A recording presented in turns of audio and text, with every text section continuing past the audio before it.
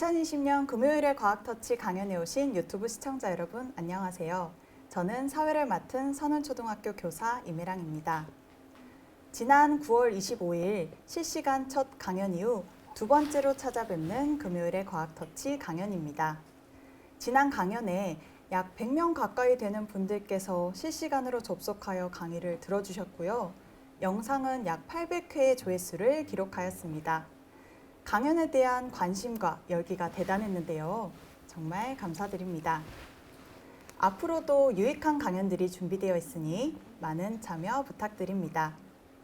강연을 시작하기 전 한 가지 안내 말씀드립니다. 강연을 들으시면서 궁금한 내용이 생기시면 실시간 채팅창에 글을 남겨주세요. 강연이 끝난 후 질의응답하는 시간에 교수님과 이야기를 나눠보도록 하겠습니다. 실시간 채팅창에 응원의 메시지를 남겨주셔도 좋습니다. 그럼 오늘 강연을 해주실 광주과학기술원 박찬호 교수님을 모셔보겠습니다. 안녕하세요, 교수님. 안녕하세요. 방금 소개받은 광주과학기술원의 박찬호입니다. 네, 교수님. 오늘은 수소전기차 어떻게 움직이나라는 주제로 강연을 해주신다고 하셨는데요. 네. 오늘의 강연 내용 간단하게 설명 부탁드려도 될까요? 네. 간단하게 말씀드리면 수소전기차의 작동 원리를 여러분들께 설명드리려고 하는데, 수소로부터 어떻게 전기가 만들어지고 그 전기를 만들어진 거를 모터로 어떻게 이동하는지 그런 걸 설명드리고 난 다음에 거기 전기를 만드는 연료전지가 어느 분야에 쓰이고 있는지 잠깐 응용 분야를 말씀드리고, 수소전기차의 확장성이나 미래에 대해서 여러분들한테 이야기한 다음에 수소경제에 대해서 잠깐 설명드리고자 합니다. 네, 교수님 말씀을 듣고 나니 오늘의 강연이 더더욱 기대가 되는데요. 그럼 지금부터 교수님을 모시고 오늘의 강연을 시작해 보도록 하겠습니다.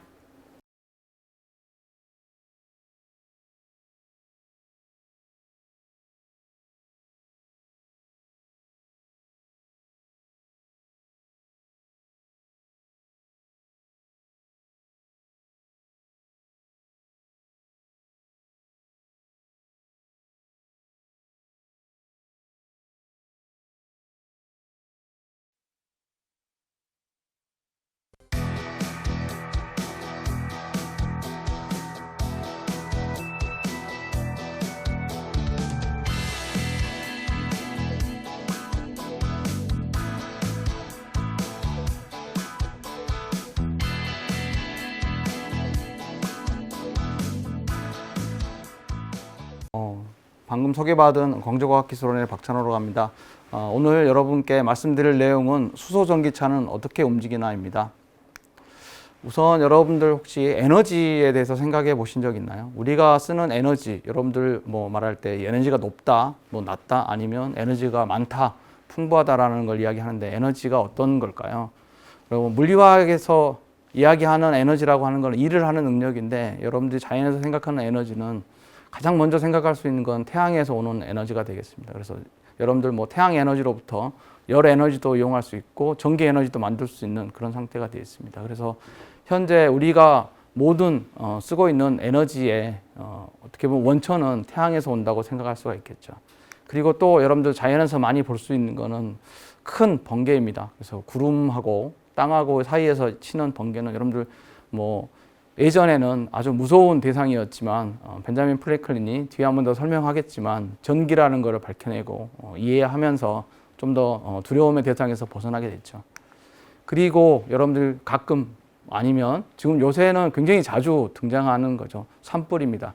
자연에서 많이 일어나는 이 자연재해로서 산불이지만, 어떻게 보면 열 에너지라든지 뭐 우리가 음식을 데워 먹을 수 있는 그런 에너지를 줄 수 있는 불이 되겠습니다. 그래서 예전에 저희 이제 조상들이 아니면 선조들이 이런 음식들을 먹으면서 음식으로부터 에너지를 흡수하는, 음식도 어떻게 보면 화학 에너지라고 생각할 수가 있겠습니다. 그래서 저희가 진화가 됐고 사람들이 지금까지 살아왔던 겁니다. 그래서 여러분들이 주변에 에너지라는 걸 굉장히 많이 하고 있는데, 오늘은 수소 에너지에 대해서 여러분들께 말씀드리려고 합니다. 그래서 이 에너지원의 변천을 한번 요약해 본 그림이 되겠습니다. 여러분들 보시는 것처럼 처음에는 나무와 건초라는 걸 썼습니다. 여기서는 한 탄소가 100개 이상이 들어있는 에너지원이 되겠고요. 그리고 저희 사람들이 이제 석탄하고 석유를 발견함으로써 에너지원으로 사용을 많이 하게 되는데, 석탄은 한 뭐 탄소 수가 100개에서 한 50개 정도 되는 거고, 석유 같은 경우에는 탄소 수가 한 30개 정도 되는 겁니다. 그래서 현재는 계속해서 탄소 수가 작은 에너지원을 쓰게 되고 있는데, 이러한 에너지원에서는 우리가 보통 불로 태워서 에너지를 얻고 쓰고 있기 때문에 이산화탄소라고 하는 발자국이 남습니다. 그래서 이 이산화탄소가 지구에 많이 쌓이게 돼서 지구 온난화가 이루어짐으로써 온도가 많이 상승하게 되는 그런 나쁜 점이 발생하게 돼서 현재는 이산화탄소가 많이 발생하지 않는 그런 에너지원을 추구하고 있습니다. 그래서 이 그림에서 보시는 것도 메탄, 여러분들 아래쪽에 보면 메탄이라고 쭉 올라가는 그래프를 볼 수 있는데요. 이거는 쉽게 말하면 도시가스입니다. 여러분들 우리나라는 도시가스 배관이 굉장히 잘 되어 있는데, 집에서 전기 를 이용해서 하는 게 아니라 가스를 이용해서 요리를 할 때 많이 사용하는 게 메탄 가스입니다. 여기에는 탄소수가 하나만 포함되어 있습니다. 그래서 나오는 이산화탄소가 상당히 작고요. 제가 오늘 말씀드릴 수소는 탄소가 하나도 없는 겁니다. 그래서 우리가 초기에 썼던 탄소수가 굉장히 많았던 에너지원에서 탄소가 하나도 없는 수소로 옮겨가는 그런 에너지원 변천이 되겠습니다. 그래서 그 에너지원을 쓰는 것 중에 가장 친환경 차라고 내세울 수 있는 게 현대자동차에서 나온 넥소가 되겠습니다. 넥소라는 이름은 제가 설명을 쭉 해놨는데요. 여러분들이 한번 읽어보시면 되겠고, 이 의미하는 바가 게르만어로서는 물의 정령이라든지 아니면 스페인어로서는 결합을 의미하는 겁니다. 그래서 뒤에 설명드리겠지만 이 수소하고 공기 중에 있는 산소하고 결합을 시켜서 에너지, 여러분들 차를 움직일 수 있는 에너지, 전기를 만들어내고 그리고 물을 배출하는 가장 친환경적인, 그리고 이산화탄소가 나오지 않는 친환경 차를 여러분들에게 보여드리고 있습니다. 근데 친환경 차가 어떤 거냐라는 걸 이제 한번 설명드리고자 합니다. 이거는 환경부에서 이야기한 것처럼요. 친환경 차는 청정 에너지를 사용하거나 오염물질을 기존 내연기관 자동차에 비해서 적게 배출하는 자동차입니다. 그래서 뭐 환경 친화적 자동차라든지 그린카 또는 무공해 자동차라는 말로 됩니다. 그래서 그림에서 보시는 것처럼 네 가지로 크게 나눌 수 있는데, 하이브리드카, 플러그인 하이브리드카, 전기카, 전기차, 수소차 이렇게 있습니다. 근데 수소차는 좀 틀린 말이고요. 수소 전기차가 맞는 말이 되겠습니다. 그래서 전기차하고 수소 전기차는 이 그림에서 보시는 것처럼 내연기관이 없습니다. 내연기관이라는 건 엔진, 여러분들 자동차에 흔히 보는 엔진이 없다는 거고, 주로 모터를 이용해서 바퀴를 굴리고 가게 됩니다. 근데 모터를 구동하는 힘은 전기를 사용하게 되는데, 전기차는 외부에서 만들어진 전기를 충전을 해서 사용하는 거고요. 수소 전기차는 아예 수소를 차에 싣고 다니면서 수소로부터 전기를 만들어서 움직이는 그런 차가 되겠습니다. 그래서 왜 이런 친환경차가 필요하냐라는 거를 여러분들 보실 수 있는 그래프인데요. 이 이산화탄소 규제, 그러니까 뒤에 뭐 2015년에 파리 협정이 맺어지면서 각국에서 이산화탄소를 다 줄여야 되는데, 그 중에 가장 큰 부분을 차지하는 게 수송용에서 나오는 이산화탄소가 되겠습니다. 그래서 사람들이 가솔린 엔진이나 뭐 디젤 엔진을 돌리는 이런 차량, 승용차, 뭐 상용차에서 나오는 이산화탄소들을 규제하기 시작했고요. 각국에서 보시는 것처럼 뭐 미국, 뭐 유럽, 일본 이렇게 쭉 줄어가고 있고, 우리나라 같은 경우에는 뭐 2020년에 100g, 뭐 아니면 유럽 같은 경우는 95g 정도 이렇게 낮춰야 됩니다. 그리고 유럽의 경우에는 보시는 것처럼 1g/km를 초과하게 되면 벌금을 굉장히 많이 내야 됩니다. 그래서 현대자동차나 뭐 일반 다른 자동차 회사들에서도 이러한 이산화탄소를 줄일 수 있는 자동차를 개발하는 게 목적이 되고, 그래서 이제 친환경차가 개발되고 있는 상태가 되겠습니다. 그래서 이런 친환경차의 효과를 보면 하이브리드 차량입니다. 이거는 보시는 것처럼 이산화탄소가 일반 자동차에 비해서 굉장히 작고 연비도 더 큽니다. 그렇지만 이렇게 한 대 보급을 하게 되면 1년 동안에 한 700kg이죠. 0.7톤의 이산화탄소가 감축되는 걸 알 수 있고요. 이 효과는 30년 된 소나무 106그루를 심는 것과 같은 효과다라고 환경부에서 이야기를 하고 있습니다. 그래서 여러분들이 조금이라도 환경에 기여를 하고 싶다 그러면 일반 자동차보다는 앞으로 하이브리드 카라든지 뭐 플러그인 아니면 친환경차, 전기차, 뭐 수소전기차를 이용하는 게 좋겠습니다. 그래서 제가 생각하기에는 이제 궁극적 친환경차라고 여러분들한테 수소 전기차라고 이야기를 드리는데 그 이유는 조금 전에 봤던 것처럼 연비가 다른 일반 엔진을 쓰는 자동차에 비해 굉장히 높고 연료 주입도 일반 가솔린 차하고 비슷한 한 5분에서 10분 정도 빠르게 연료를 주입할 수가 있게 됩니다. 그리고 나오는 배기가스가 물밖에 없습니다. 뭐 전기차에서는 전혀 뭐 배기가스가 나오지는 않지만 수소전기차에서는 뭐 뒤에 설명드리겠지만 수소하고 산소가 만나서 물이 생기는 물밖에 없는 물만 배출하는 그런 형태가 되고 이 들어가는 공기에 먼지가 있으면 안 되기 때문에 그런 미세먼지를 잡을 수 있는 필터가 있어서 미세먼지 제거도 가능한 그런 궁극적인 친환경차가 되겠습니다. 그래서 조금 전에 말씀드린 것처럼 기존에 있는 엔진 대신에 이 사진에서 보시는 것처럼 이 안에 들어있는 연료전지 시스템을 전기 발전 장치로 이용해서 에너지를 만들고요. 그 에너지를 만들기 위한 수소 탱크는 이 아래쪽에 보시는 것처럼 빨간 탱크가 있는데 그 탱크 3개에 수소를 나눠서 700기압의 높은 압력으로 가스를 압축해서 저장을 해서 이걸 이용해서 전기를 만들고 차를 움직이게 합니다. 그래서 뭐 조금 쉽게 작동 원리를 여기 표시를 했는데요. 보시는 것처럼 이 전기 생산이 주가 되겠습니다. 그래서 전기를 만들면 가지고 있는 모터를 돌려서 이렇게 바퀴를 돌릴 수가 있게 되는데 그럼 어떻게 그 전기를 만들 거냐라는 거죠. 수소에서 전기를 뽑아내야 됩니다. 그래서 수소에서 어떻게 전기를 뽑아낼 건가라는 것을 여러분들한테 설명드리도록 하겠습니다. 그래서 수소는 우선 뭐냐, 어떤 가스냐라는 걸 먼저 여러분들한테 보여드리고자 합니다. 그래서 보시는 것처럼 이 1번이 수소 원자죠. 그래서 주기율표에서 가장 먼저 등장하는 원소가 되겠습니다. 그리고 뭐 우주에 가장 많이 존재한다고 돼 있고요. 75%. 근데 불행히도 지구의 중력은 수소를 잡을 만큼 강하지 못해 가지고 지구에는 물이라든지 유기물 또는 화석연료, 뭐 천연가스 등에 많이 들어가 있습니다. 그래서 사실은 수소를 우리가 쓰려면 뭔가 다른 곳에서 이렇게 추출을 해야 되는 그런 상황이 되겠습니다. 그래서 여기 보시는 것처럼 하이드로젠이 1.008이라고 하는 질량을 갖고 있는데 그래서 미국에서는 이걸 좀 기념하기 위해서 10월 8일 날, 그러니까 지난주죠. 지난주가 수소의 날이었습니다. 그래서 수소의 날도 있다는 것을 여러분들 좀 아셨으면 좋겠고요. 이러한 수소 분자는 2개의 수소 원자로 되어 있습니다. 그래서 여기서 보면 양성자하고 그림에서 보면 양성자가 가운데 빨갛게 있죠. 플러스가 있고 주변에 이제 전자가 있는데 이 양성자하고 전자가 2개씩 있는 게 수소 분자가 되겠습니다. 근데 여러분들 이제 전기라고 하는 건 뒤에 한 명 더 설명드리겠지만 이 전자가 움직이면 전기가 되는 겁니다. 그래서 이 전자, 수소 분자에 있는 전자를 어떻게 활용할 거냐라는 게 이제 중요한 포인트가 되겠고요.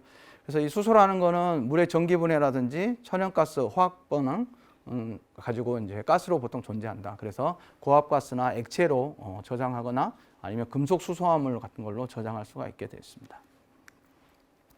그래서 전기라는 건 뭐냐, 이렇게 여러분들한테 설명드리면 electricity라는 영어가 있는데요. 이거는 그리스어의 일렉트론이라는 호박이라는 보석 이름에서 유래됐습니다. 이거는 그림에서 보시는 것처럼 탈레스가 마찰 전기를 맨 처음에 발견했을 때 호박을 고양이의 털에 문질러 가지고 했을 때 정전기를 발견하고 이걸 전기라고 이야기했기 때문에 이제 일렉트리시티가 됐고요. 그렇지만 여러분들이 이제 쉽게 볼 수 있는 자연 전기는 아까 보면 뭐 옷을 문댔을 때 아니면 피부랑 여름에 이제 겨울에 건조할 때 나타나는 뭐 마찰 전기라든지 정전기 그리고 가장 크게 볼 수 있는 게 아까 말씀드렸던 번개가 되겠습니다. 그래서 번개라고 하는 거는 구름에 축적된 정전기가 방전되는 현상이고요. 순식간에 이제 지표면으로 전기를 뽑아내는 거죠.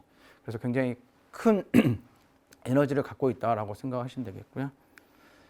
근데 이제 전류라는 건 뭐냐, 여러분들. 그 전자가 움직이면서 나타나는 에너지입니다. 그래서 아까 초반에 말씀드렸던 것처럼 일을 하는 응력을 갖게 되는데요.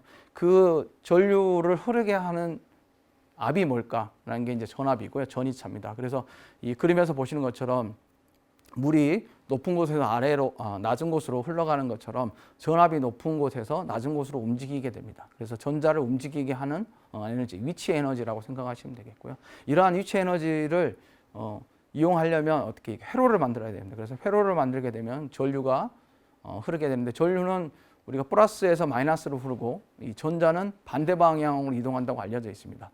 이게 전류를 사람들이 먼저 발견을 해서 이 전지를 만들고 전지에서 보면 플러스에서 마이너스로 흐르는 걸로 돼 있었는데 나중에 이 전류라는 게 전자의 흐름이고 전자가는 마이너스를 띠고 있어서 마이너스 반대 방향으로 움직인다라고 해서 이 전류의 방향하고 전자의 이동 방향하고 반대가 되어 있습니다.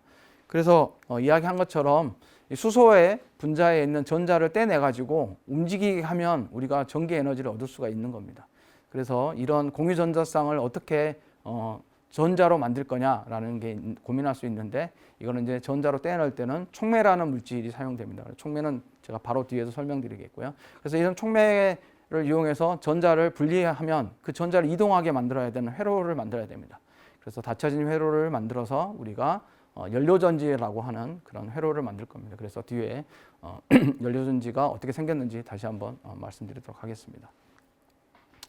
촉매는 어떤 거냐? 보통 일반적으로 여러분들 뭐 고등학생 정도면 중학교 때 보통 이걸 배웁니다만, 화학 반응에서 반응 속도를 빠르게 변화시키는 물질이다. 근데 이제 반응을 왜 빠르게 움직이느냐? 이 그림에서 파란 선처럼 이 검은 선으로 에너지가 움직여야 되는데, 이 파란 선처럼 에너지, 그러니까 활성화 에너지가 낮아지게 됩니다. 그래서 활성화 에너지를 낮게 만드는 물질을 이제 촉매라고 한다라고 하는데, 이렇게 좀 뭐 이해하기 어려우면 쉽게 실생활에서는 어떻게 이해하면 되냐면, 높은 산길에 중간 터널을 만들어 가지고 차를 빨리 지나가게 하는 거랑 똑같다라고 생각을 하시면 되겠습니다. 그래서 뭐 혹시 여러분들 대관령에 예전에 가보셨는지 모르겠지만, 그때는 대관령을 아예 넘어갔어야 되는데 요새는 이제 터널을 만들어 가지고 한 10분, 20분 이상 빨리 지나갈 수 있게 만든 것과 똑같다고 보시면 되겠습니다. 그래서 이러한 촉매들이 어떻게 이제 수소로부터 전자를 떼낼 거냐라는 걸 이제 쉽게 설명을 드리면, 지가 굉장히 이제 확대를 해놓은 거지만, 탄소라는 물질에 백금 입자들이 이렇게 분산되어 있는 소재를, 그러니까 촉매로 사용하고 있습니다. 그래서 이 수소를 백금 입자 위에 딱 지나가게 하면 전자는 탄소 쪽으로 빼고 양성자만이 나갈 수 있게, 이런 수소 산화 반응이 일어나게 됩니다. 이런 수소 산화 반응이 일어나는 것을 이제 화학식으로 표현하면 두 개의 수소 분자가 4개의 양성자하고 4개의 전자가 되는 것을 알 수가 있겠습니다. 그리고 또 반쪽, 다른 쪽에 이제 우리가 닫힌 회로를 만들어야 된다고 그러는데, 닫힌 회로를 어떻게 할 거냐라는 거는 이제 전자를 사용할 수 있는 걸 만들어야 됩니다. 그래서 이 그림에서 지금 보시는 것처럼 산소가 있고요. 전자, 아까 만들어진 4개의 전자, 양성자가 한꺼번에 모이는 거를 백금 촉매 위에서 반응을 시키면 이렇게 물이 만들어지는 반응이 됩니다. 그래서 우리가 화학식을 쓰게 되면 하나의 산소 분자에 4개의 양성자, 4개의 전자가 반응을 해서 2개의 물 분자를 만들어내는 이런 산소 환원 반응이 일어나게 됩니다. 그래서 이것을 이제 조금 정교하게 이제 우리가 외부에 전자를 쓸 수 있게 회로를 만들고, 그리고 양성자가 움직일 수 있는 길을 만들어 주면서 양쪽에 전극이 있게 만들어진 게 수소 연료 전지가 되겠습니다. 그래서 이 그림에서 보시는 것처럼 이 연료극이라고 하는 게 이제 수소를 전자하고 양성자로 분리시키는 극이 되겠고요. 이 공기극은 물을 만들어내는 산소하고 양성자하고 반응을 시켜서 물을 만들어내는 극이 되겠습니다. 그래서 이 바깥에 이 전자가 움직이는데 여러분들 전기라고 써져 있는 게 우리가 쓰는 에너지가 되겠습니다. 그래서 여러분들이 이제 전기까지 만드는 방법을 알았고요. 그럼 전기를 뭐 만들면 그냥 모터에 연결을 해서 우리가 이제 수소 전기차를 움직일 수 있게 되는 것입니다. 그래서 뭐 전기화학 반응은 간단하게 이렇게 반쪽 전지 반응이 있고, 또 하나는 보시는 것처럼 맨 밑에 보면 수소 2개의 수소 분자랑 하나의 산소 분자가 만나서 2개의 물이 되는, 어떻게 보면 이거는 물의 연소 반응입니다. 혹시 여러분들 그 영화 마스를 보셨는지 모르겠는데, 마스에서 수소통이 있는데 거기에 산소 이렇게 불꽃을 넣어가지고 자기가 물을 만들어 먹는 그런 게 있습니다. 그래서 이 수소하고 산소하고 만나서 불꽃을 튀겨서 연소를 시키면 물이 된다라는 가장 간단한 반응인데, 그거를 반쪽 전지화 시켜서 우리가 저기 생기는 E-라고 되어 있는 전자를 이용하는 거가 연료전지라고 생각하시면 되겠습니다. 그래서 쉽게 여러분들 비교할 수 있는 게 연료전지하고 배터리인데요. 연료전지는 지금까지 설명드린 것처럼 수소하고 산소를 이용해서 전기를 발생시키는 에너지 전환 장치가 되겠고요. 배터리는 여러분들이 전기를 저장해서 필요할 때 에너지가 사용하는 에너지 저장 장치가 되겠습니다. 그래서 가장 대표적인 게 리튬 이온 전지가 되겠죠. 여러분들 보통 핸드폰 뒤에 다 달고 다니는 게 리튬 이온 전지가 되겠습니다. 요새는 탈착식이 없어서 다 핸드폰 안에 들어가서 여러분들 배터리를 볼 수가 없는데 납작하게 생긴 2차 전지가 다 들어가 있습니다. 그래서 연료전지의 역사에 대해서 간단하게 소개해 드리면요. 1839년 거의 한 180년 전이죠.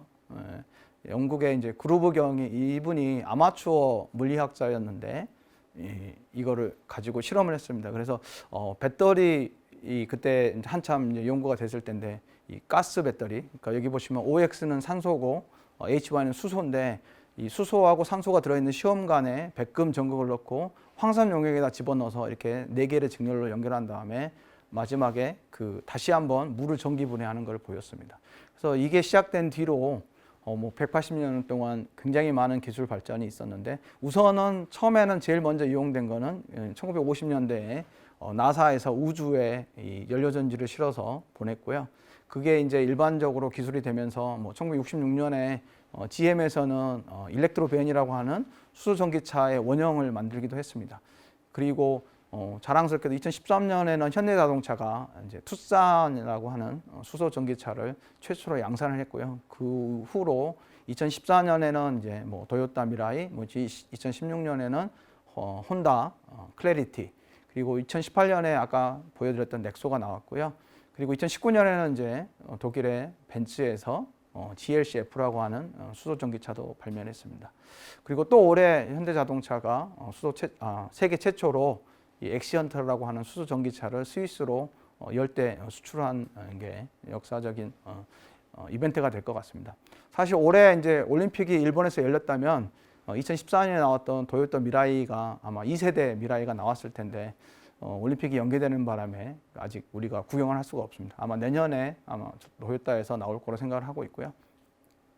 그래서 이렇게 역사가 오래되는 바람에 연료전지의 종류는 상당히 많습니다만 여러분들 보통 우리가 전해질로 구별을 하게 됩니다. 그래서 이 고분자 전해질 막을 쓰는 PMFC라고 되어 있는 게 수소 전기차에 사용되는 연료전지가 되겠습니다.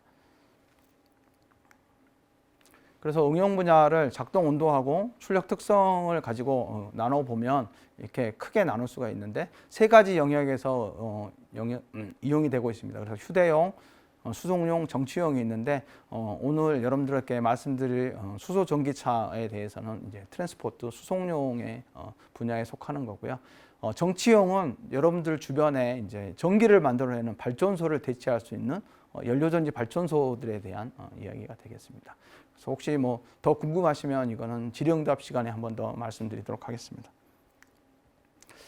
그리고 요새 가장 이제 좀 재미있는 응용 분야는 드론에 수소 연료전지를 적용하는 겁니다. 그래서 두산 모빌리티 이노베이션에서 2시간 이상 비행할 수 있는 드론을 만들어냈습니다. 그래서 이 지금 가운데 부분에 보시는 게 드론에 수소 파워팩이 들어있는 형태고요. 그 밑에 이제 회전익을 가지고 돕니다. 그래서 올해 여름에 제주도 마라도로 마스크를 전달한 임무도 수행했었고요. 최근에는 GS 칼텍스에서 여수 앞바다에 있는 섬까지도 생필품을 배달하는 그런 실현도 했었습니다. 그래서 여기 안에 보시면 이 수소가 탱크가 가운데 들어있고 그 수소 흐름이 공기 흐름하고 만나가지고 전기를 만들어내는. 그래서 수소 탱크의 크기에 따라서 2시간 이상 장시간도 비행할 수 있다는 게 알려져 있습니다. 그래서 수소 전기차는 지금 상용으로 파는 거는 3가지가 있는데 우리나라에서는 여러분들이 볼 수 있는 건 이제 넥소를 볼 수 있고요. 그렇지만 아직까지는 값이 굉장히 비쌉니다. 그래서 한 7천만 원 정도 되는데 우리나라에서는 정부에서 한 1천만 원, 2천만 원 정도, 그 다음에 지자체에서 한 1천만 원 정도 보조를 하고 있습니다. 그리고 아까 말씀드렸던 수소전기 상용차는 올해 스위스로 수출을 했고요. 그래서 세계 최초의 트럭이 됐습니다. 제가 오늘 이걸 왜 보여드리냐면 요새 그 미국에서는 이제 니콜라라고 하는 업체가 이 수소전기 상용차를 만들어서 팔겠다라는 그런 개념 하나로도 거의 시총이 10조가 넘는 그런 회사가 됐는데 현대자동차는 실제로 이런 자동차를 만들어내고 있다는 게 굉장히 중요하다라고 생각해서 여러분들한테 보여드리고요.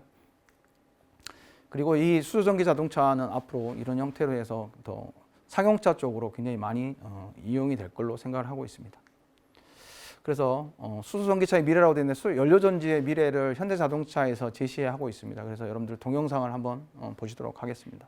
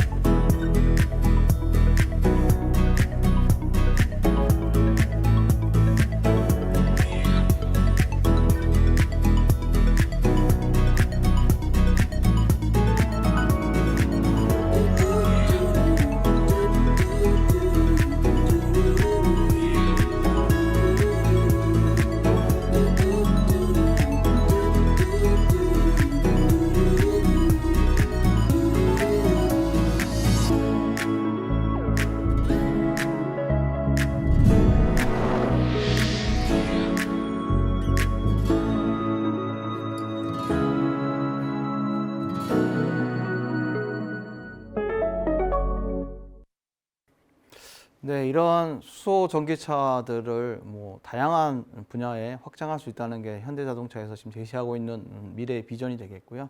우리나라에서도 뒤에 한 번 더 설명드리겠지만 이제 수소 경제 활성화 로드맵을 이용해서 보급을 많이 하려고 하고 있습니다. 그래서 이 지금 자료에서는 보여드리는 것처럼 수소 전기차 보급 계획인데요. 우리나라의 경우에는 뭐 2020년에 만 대, 2030년에 63만 대까지 보급하겠다. 뭐 주요 국가들도 돼 있는데 독일 같은 경우에는 뭐 2030년에는 180만 대까지 적극적으로 보급하겠다라고 계획을 내세우고 있습니다.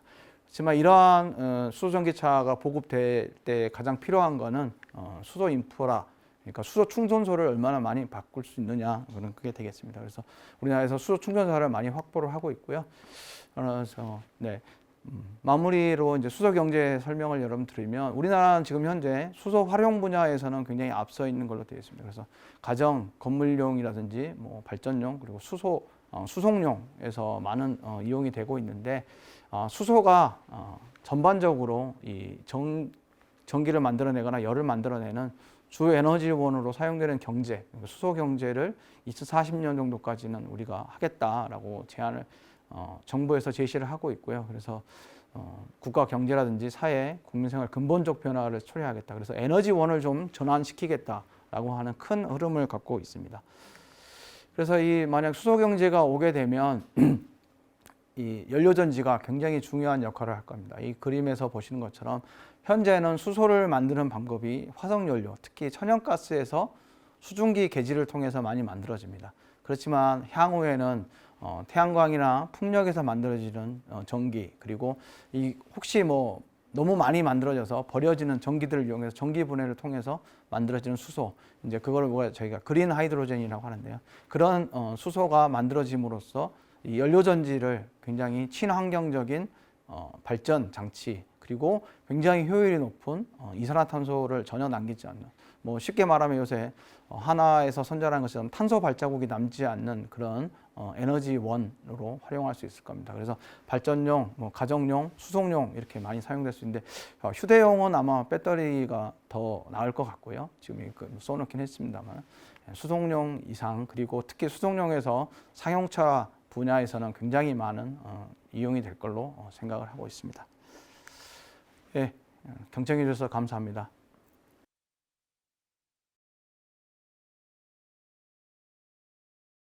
유익한 강연을 해주신 교수님께 감사드립니다. 감사합니다.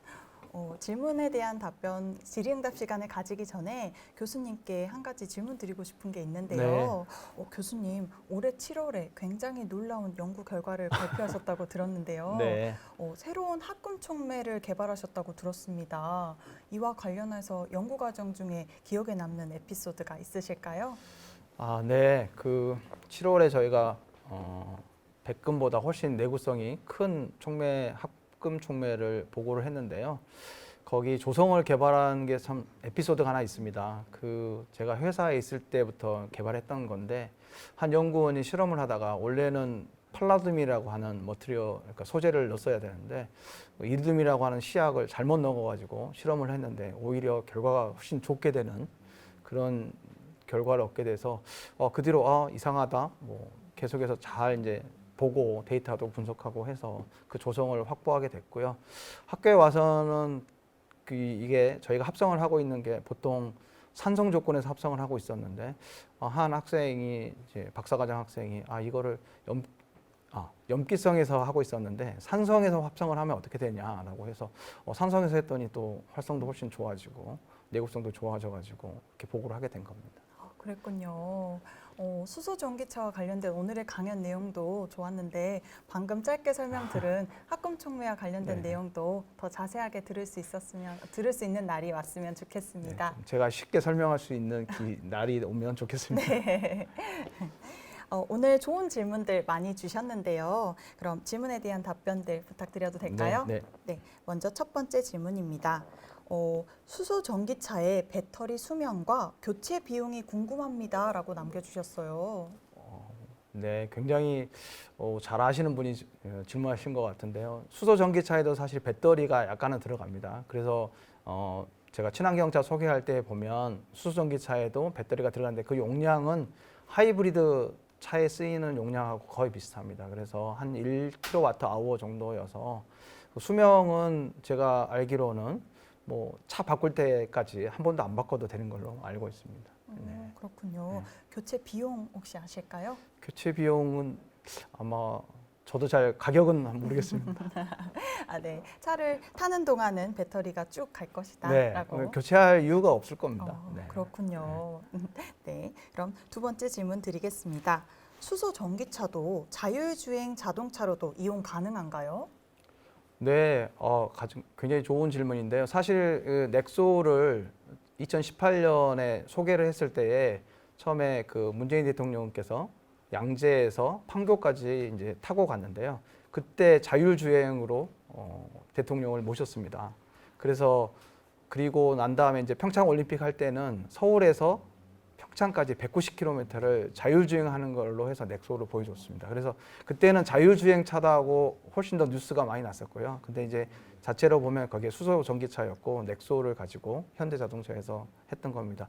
그래서 이 수소 전기차가 좀 더 자율주행차에 유리한 거는 전기를 많이 소모하는 부품들이 이제 자율주행차에는 들어가는데 센서들이 많이 들어가니까요. 근데 이제 그래서 한정된 에너지를 쓰는 전기차보다 수소 전기차가 훨씬 더 자율주행에 유리할 걸로 생각을 하고 있습니다. 네, 지금 현재 나와 있는 현대의 넥소가 이렇게 대표인데요. 자율주행 자동차로서도 이름을 날리는 날이 오기를 기대해 보겠습니다. 네, 세 번째 질문 드리겠습니다.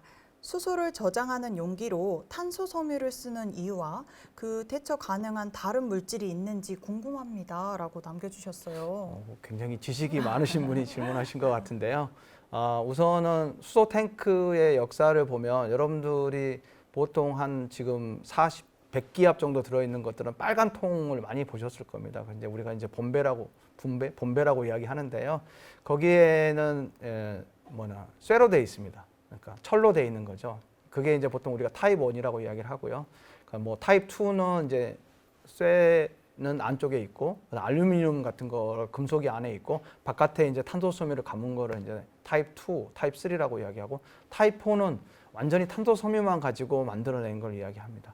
탄소 섬유라고 하는 게 어떻게 보면 강도도 철보다 더 높을 수 있지만 이제 중요한 거는 무게가 훨씬 가볍기 때문에 그리고 한 700기압, 900기압의 이상을 견디려면 철로 금속으로만 되어 있는 건 수소가 이렇게 파고들 수 있는 우리가 취성이라고 이야기하는데 그런 위험이 좀 있어서 수소하고 잘 이렇게 상호작용을 안 하는 탄소 섬유 같은 걸 이용해서 탱크를 만들려고 하고 있습니다. 네. 가볍고 그다음에 수소와 반응을 하지 않아서 네. 그래서 탄소 섬유를 쓴다고 합니다. 네 번째 질문 드릴게요. 우리나라 기업의 수소차 경쟁력이 글로벌 기업들과 비교했을 때 어느 정도 우위에 있는지 궁금하다고 하는데요. 네. 제가 뭐 현대자동차 이게 소개하러 나온 건 아닌데 지금 보시면 제가 역사에서 이야기했듯이 투싼을 2013년 2월에 처음으로 매스 프로덕션을 했습니다. 현대자동차가 그때는 울산에서 이제 1000대 정도 규모로 1년에 1000대 만들 수 있는 규모로 라인을 깔았었는데요. 그 뒤에 이제 2014년에 도요타 미라이가 나왔는데 도요타 미라이는 라인을 3000대 규모로 만들었습니다. 그래서 이제 뭐 규모 면에서는 현대자동차가 조금은 떨어질지 모르지만 현재 지금 생산하고 판매하는 넥소의 경우에는 지금 2세대로 와 있는 거고요. 아직 그 미라이는 2세대까지 나오지 않는 거고 사실 올해 이제 예상을 했었습니다만 나오지 않았고 그리고 이제 벤츠가 GLC-F라는 걸 이제 2019년에 발매를 했다가 지금은 이제 판매 중단을 하고 있는데요. 그런 거 보면 그 현대자동차가 사실은 이게 뭐 1, 2년 개발해가지고 넥소를 낸 게 아니고요. 사실 1998년도부터 수소 전기차를 개발했었습니다. 그래서 뭐 굉장히 오랫동안 미국에서 캘리포니아라든지 그런 중심을 해서 실증을 굉장히 많이 했고요. 그래서 현대자동차가 가지고 있는 이 로드 데이터들이 굉장히 많습니다. 그래서 이 엔진 개발뿐만 아니라 그러니까 연료전지 시스템 개발뿐만 아니라 실제로 그 차량에 넣어서 가지고 있는 데이터들 그래서 많은 그 자동차 내구성이라고 하는 것들을 굉장히 많이 확보를 하고 있습니다. 현대자동차. 그래서 현대자동차 이야기하는 건 한 10만 킬로 이상, 뭐 지금 현재는 넥소 같은 경우는 15만 킬로까지도 내구성을 확보하고 있기 때문에 실제 다른 뭐 글로벌 업체들, 자동차 업체들 여러분들 아시는 도요타, 뭐 혼다, 뭐 벤츠, 뭐 아니면 BMW는 아직까지 뭐 개발 중인 거고요. 그래서 보면 현대가 수소 전기차 분야에서는 좀 앞서가는 회사라고 생각을 하시면 되겠습니다. 네, 우리나라의 현대자동차 아주 뿌듯합니다. 다음 질문 드리도록 할게요. 우리 자동차에서 배기가스가 나오듯이 수소 연료가 소모되고 난 후에 어떤 부산물이 나오는지 질문을 남겨주셨어요. 네, 이건 강의를 좀 잘 안 들으셨던 것 같은데 제가 강의 중에 분명히 수소하고 산소하고 만나면 물이 되는 반응을 이용한다라고 말씀드렸고요. 근데 부산물이라고 하는 거는 사실 물밖에 없는 거죠. 그래서 물을 현대자동차는 이제 뒤로 배기를 계속 하고 있는 거 있고 뭐 미라이 같은 경우는 그 물을 좀 모았다가 필요할 때 우리가 이제 스위치를 누르면 물만 이렇게 배출하게 만드는 그런 장치도 있고요.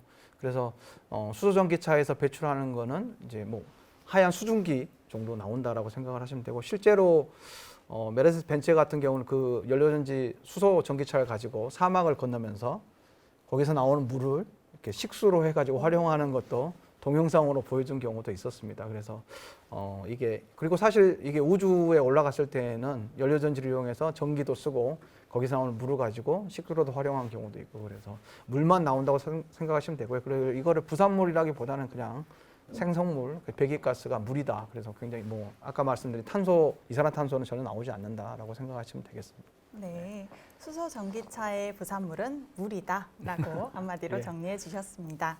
다음 질문 드릴게요.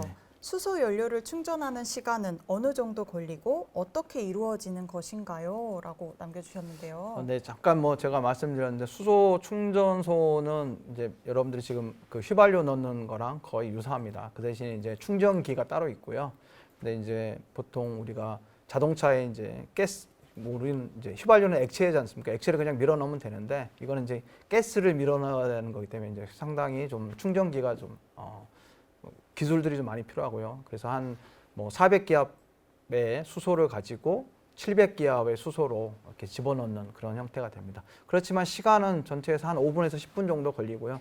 근데 이제 국회에 이제 수소 충전소가 생겼었는데 그때 넣는 걸 보면 한 대 넣고 난 다음에 한 10분 정도 기다려야 된다고 합니다. 그게 이제 수소를 넣게 되면 수소 충전기가 온도가 확 내려가서 다시 그게 온도 실온으로 돌아오는 데까지 좀 시간이 걸린다고 하는데 전체적으로 보면 주입하는 시간만 따지면 가솔린 충전하는 거랑 아니, 가솔린을 주유하는 거랑 같은 시간대에서 여러분들이 활용을 할 수가 있을 겁니다. 네. 보통의 지금차와 같은 시간만큼 충전 시간이 걸린다라고 네. 말씀을 해주셨고요. 네. 아직은 이제 수소차가 많이 보급되지 않아서 충전소가 많지 않은데 많이 언제쯤 많이 보급이 될까요? 지금 우리나라에서도 지금 우리나라 지금 현재 올해 2020년에 한 40여 곳이 생겼고요. 우리 광주만 따지면 지금 현재 2개가 충전소가 있고 올 말까지는 2군데가 더 생겨서 총 4군데의 충전소가 생길 예정입니다. 원래는 계획대로 하면 6군데가 생겼어야 되는데 이 수소 충전소를 세우려고 하면 주민들의 또 수용성이 상당히 문제가 되기 때문에 그런 주민들하고의 뭐 상담이라든지 협의라든지 그런 게 좀 진행이 늦어져서 지금 현재는 올 연말까지는 광주 지역에 4군데고요. 그리고 고속도로 휴게소에 가보면 여러분들 혹시 뭐 백양사 휴게소에 가보셨는지 모르겠는데 거기에 수소 충전소 한 곳이 있습니다. 근데 이제 그렇게 국토부에서 세워가지고 현재는 지금 8곳 정도가 수소 충전소가 휴게소에 세워져 있고요.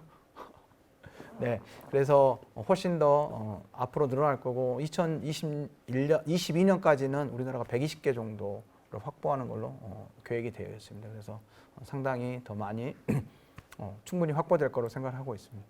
네, 그렇군요. 네. 또 질문 드리겠습니다. 네. 지금 친환경차의 종류 중에 전기차가 있는데요. 전기차하고는 어떤 차이가 있을까요? 네, 전기차의 구동 방식은 수소 전기차나 전기차나 똑같습니다. 아까 제가 설명드렸던 것처럼 이렇게 모터를 이용해서 바퀴를 돌린다라는 거는 똑같습니다만 이 모터에 들어가는 전기를 어떤 방식으로 공급하느냐라는 게 이제 차이가 있습니다. 그래서 전기차는 쉽게 말하면 배터리라고 하는 저장고를 가지고 있고 그 배터리에다가 우리가 원하는 전기를 외부에서 만들어진 전기를 집어 넣어 가지고 가지고 다니다가 이제 모터로 돌리는 거고요. 수소 전기차는 이제 전기를 만드는 발전기를 갖고 다니는 거고 발전기가 어떻게 보면 지금의 내연기관하고 똑같은 역할을 한다. 근데 그게 수소 탱크에 있는 수소를 이용해서 전기를 만든다라고 생각하시면 되겠고요. 그래서 근데 겉에 모양은 모양은 똑같습니다. 근데 이제 안에 들어가는 뭐 이게 연료전지 시스템 대신에 배터리가 들어가 있으면 배터리 전기차가 되는 거고요. 수소 연료전지 시스템이 들어가 있으면 이제 수소 전기차가 될 걸로 생각을 하고 있습니다. 그렇군요. 네. 그러면 수소 탱크의 안정성은 보장할 수 있을까요? 그것도 굉장히 좀 자주 듣는 질문 중에 하나인데요. 지금 자동차로서 나오려면 굉장히 안전성 테스트를 많이 해야 됩니다. 그래서 이 수소 전기차의 수소 탱크의 안정성은 뭐 보장이 되어 있다고 생각을 하는데요. 최근에 올해 이제 테스트한 유럽에서 안전성 테스트를 넥소에 대해서 했는데 모든 5개 항목에서 최우수로 다 받았다고 하고요. 뭐 충돌 실험이나 옆에서 이렇게 충돌하는 거 이렇게 다 했을 때 수소 탱크나 그런 거는 터지지 않았다라고 하는 건데 지금 제가 알기로는 그 수소 탱크에 총알을 쏴서 관통을 시켜도 터지지 않는 걸로 알려져 있고요. 네. 만약에 이제 불을 내는 실험을 해봤을 때도 가솔린 차에 비해서 수소 전기차가 훨씬 더 수소는 굉장히 가벼워서 이렇게 새더라도 위로 공기보다 가벼워서 훨씬 위로 빨리 올라가게 돼서 불이 나더라도 수전기차는 하얗게 되어 있는데 가솔린 차는 불이 붙어서 까맣게 걸리는 그런 형태도 되어 있습니다. 그래서 수소 탱크의 안정성은 이제 고압이라는, 그러니까 700기압이라는 게 상당히 좀 무섭기는 하지만 충분히 관리될 수 있다라고 생각을 하고 있습니다. 네, 다행이네요. 네. 교수님 말씀을 듣고 나니 조금 안심이 됩니다. 다음 질문 드릴게요. 네. 수소 전기차의 가격이 아직은 좀 비싼 것 같은데 언제쯤 적당한 가격이 될까요? 네, 그 부분이 상당히 지금은 수소 전기차의 보급에 걸림돌이 많이 되고 있습니다. 그래서 우리나라에서는 아직까지 가격을 좀 더 맞추기 위해서 정부에서 보조금을 준다거나 지자체에서 보조금을 주는 형태를 취하고 있고요. 그렇지만 지금 넥소도 가격이 한 7,500만 원 아까 말씀드렸는데 그 7,500만 원 중에서 정확히 말하면 한 2,750만 원 정도는 정부에서 지급하고 한 1,000만 원 정도는 지자체에서 하고 그렇게 해서 3,000만 원 후반대에 이제 넥소를 살 수 있게는 돼 있습니다. 근데 이제 그런 친환경 차이긴 하지만 그 3,750만 원 정도의 그 SUV, 그러니까 이게 2000cc급 엔진하고 똑같다고 생각하시면 되거든요. 그래서 그런 SUV를 제공하는 게 뭐 그렇게까지 큰 메리트이 없다라고 생각할 수 있지만 여러분들이 이산화탄소를 없애고 하는 친환경 차라든지 뭐 앞으로 미래적인 차라든지 그런 거를 생각하시면 뭐 가격대보다는 조금 구매 메리트이 있지 않을까. 그렇지만 이제 사실은 이제 현대자동차나 현대모비스가 중심이 돼서 가격을 떨어뜨리는데 이제 많은 중점을 두고 있고요. 그게 현대자동차에서 이게 한 뭐 5,000대 이상, 뭐 10,000대, 20,000대, 50,000대 정도 팔리면 3,000만 원대까지 가격을 떨어뜨릴 수 있지 않을까라고 제안을 하고 있습니다. 그래서 그런 것들을 위해서 이제 다양한 연구 개발들을 진행을 하고 있고 아니면 뭐 대량 구매를 한다든지 그런 쪽에 고민들을 많이 하고 있는 것 같습니다. 네. 저도 오늘 교수님의 강연을 듣고 나니까 다음 차는 수소 전기차로 바꾸고 싶어졌습니다. 네, 저도 지금 디젤 타고 있는데 네. 다음에는 아마 수소 전기차로 갈 것 같습니다. 네. 마지막 질문 드릴게요. 네. 연료전지가 수소 전기차 말고도 생활 속에서 볼 수 있는 곳이 또 있을까요?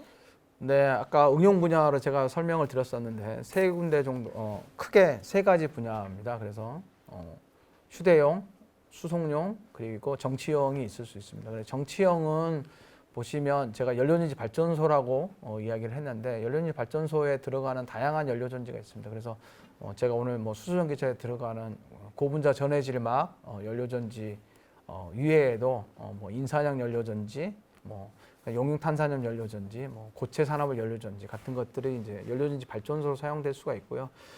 광주에서도 보면 서구나 남구에서 그 연료전지 발전소를 100메가와트급으로 짓겠다라는 계획도 있고 그런 계획을 서부발전하고 세워서 진행을 하고 있고요. 그리고 실제로 여러분들 많이 보시는 게 아까 이제 이 비디오에도 나왔습니다만 지게차에도 응용이 될 수가 있습니다. 그래서 지게차가 실내에서 사용되는 거는 납축전지를 보통 이용해야 되는데 납축전지보다 연료전지 시스템을 이용하게 되면 훨씬 더 효율적으로 사용할 수 있겠다라고 해서 저 지게차에도 많이 사용을 하고 있고요. 그리고 아까 보셨듯이 드론에도 이제 막 응용이 되기 시작했고, 그리고 조금 있으면 우리나라에서도 이제 더 발전이 되면 가정에 있어서 보일러 대신에 이 연료전지를 사용할 수 있을 걸로 생각을 하고 있습니다. 그래서 사실 일본은 가정용 연료전지 그러니까 훨씬 더 많이 보급이 돼 있고요. 그래서 현재는 한 뭐 80만 호 정도가 전체적으로 사용하고 있는 걸로 되어 있습니다. 거기에서는 뭐 이익이 나오는 게 뭐 전기를 아끼는 것도 있지만 CO2를 이산화탄소를 적게 만들어내는 그런 역할을 많이 하게 됩니다. 그래서 만약에 수소 경제가 시대가 되고 뭐 연료전지를 이용하게 된다 그러면 여러분들 주변에서 굉장히 많은 연료전지를 볼 수 있을 거라고 생각을 하고 있습니다. 네. 연료전지의 개발이 더 많이 되고 일상생활 속에서도 이렇게 보급화돼서 많이 볼 수 있는 날이 곧 오기를 기대해 보겠습니다. 이것으로 질의응답 시간을 마치겠습니다. 실시간으로 온라인 강연을 듣고 계시는 여러분들 이렇게 좋은 질문들 많이 남겨주셔서 감사하고요. 이렇게 긴 시간 동안 멋진 강연과 자세한 질의응답을 해주신 교수님께도 감사드립니다. 감사합니다. 다음 금요일의 과학터치 강연 안내입니다. 다음 강연은 국립광주과학관과 공동으로 주관하는 2020 광주과학발명 페스티벌과 함께하는 금요일의 과학터치 특별 강연입니다. 국립백두대간수목원 이병권 박사님을 모시고 신비한 공생체 지으류라는 주제로 강연 예정입니다. 10월 23일 금요일 오후 7시 실시간 강연에서 다시 만나요. 오늘은 수소전기차 어떻게 움직이나 라는 주제로 광주과학기술원 박찬호 교수님을 모시고 강연을 들어보았습니다. 교수님과는 여기서 끝인사 드리도록 하겠습니다. 감사합니다. 네, 감사합니다.